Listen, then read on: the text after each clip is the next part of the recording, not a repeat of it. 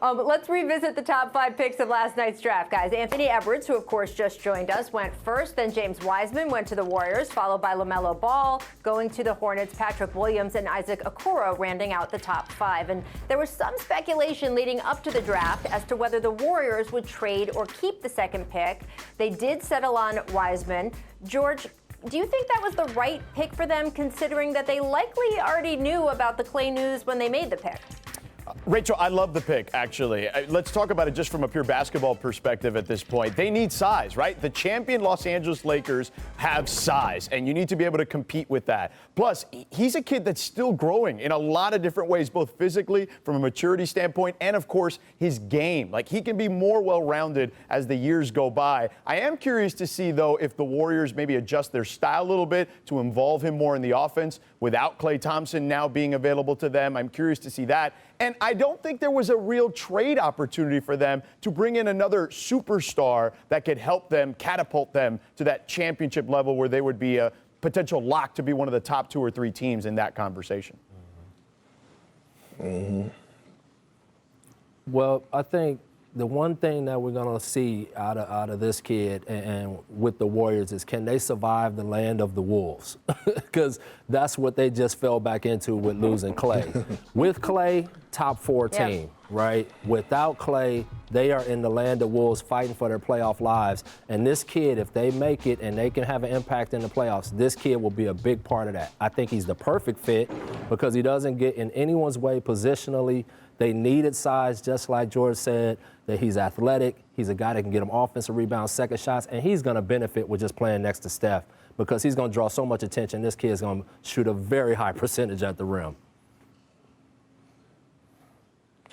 Look, I love the pick, and I'm with both of you guys. I think you cannot pass up on a 7'1" athletic guy like James Wiseman, who's been mentored by Penny Hardaway and Mike Miller, so he's been already training NBA style anyway. And then you throw him alongside a former defensive player of the year like Draymond Green to show him the ropes and mentor him. The sky's the limit for him. Look, James Wiseman said, I do not want to go number 1 to the Minnesota Timberwolves because Karl Anthony Towns and I will not fit well together. That told me a lot. That said a lot about him. That said that, hey, I want to show the world that I'm that guy. I'm very talented and the sky's the limit, and I really think that he's going to be a future all-star and that he's going to have a phenomenal year this year, and he might be the Rookie of the Year.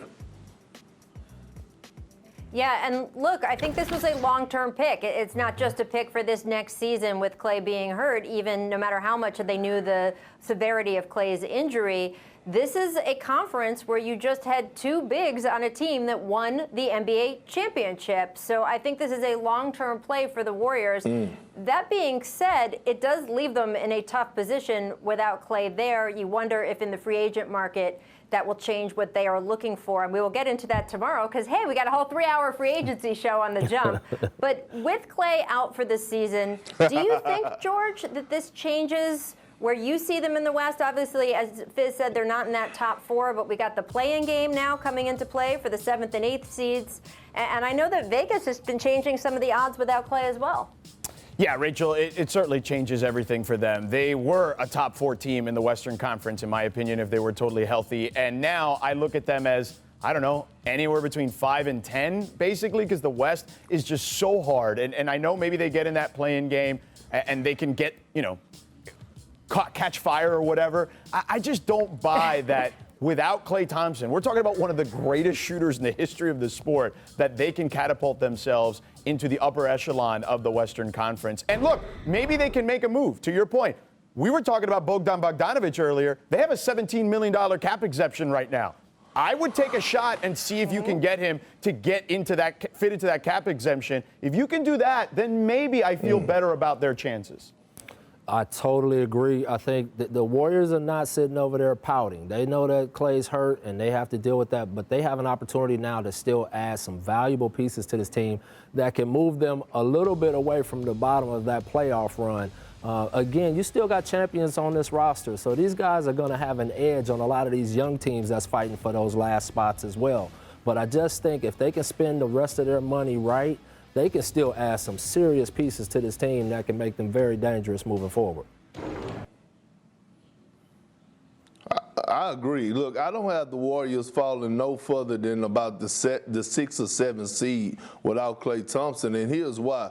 One is that I would never bet against that green-eyed assassin in Steph Curry, who is one of the best point guards to ever touch the basketball, right? And then I got faith in Andrew Wiggins. This is the first time that he's able to come around and be in a great culture, a great environment where he's going to be around Steph, Klay, and have Steve Kerr and Mike Brown and Ron Adams to put him in position to be successful. And I think he's going to embrace this opportunity. Draymond Green, he's been working his tail off. He didn't like the way he performed last year. So one thing I know about the Warriors is that they have a great culture, they have a great foundation, and that they're a prideful organization, and they're not just going to go down without swinging. And they still have a young rookie, second-year player that's coming in Pascal, who was phenomenal for them last year. Mm-hmm.